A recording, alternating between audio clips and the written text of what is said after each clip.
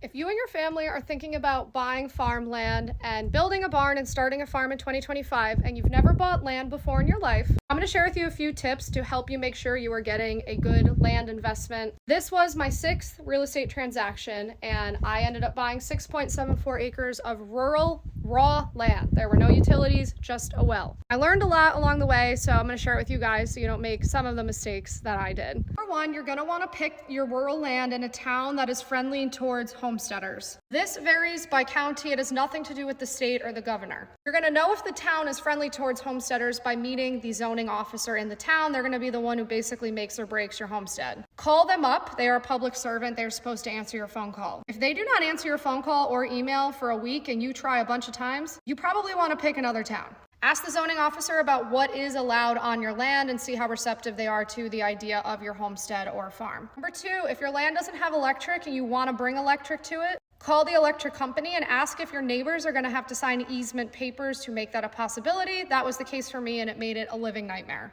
If you don't want to bring electric, if you want to go totally off grid, just make sure you have a plan in place for that. I find things like solar are not necessarily as reliable as people want to market it to be, so I would just have a plan in place. Third thing is, I would walk the land before you buy it. There are things like hidden burial grounds, improperly removed stumps, sinkholes that are not going to show up on the listing online.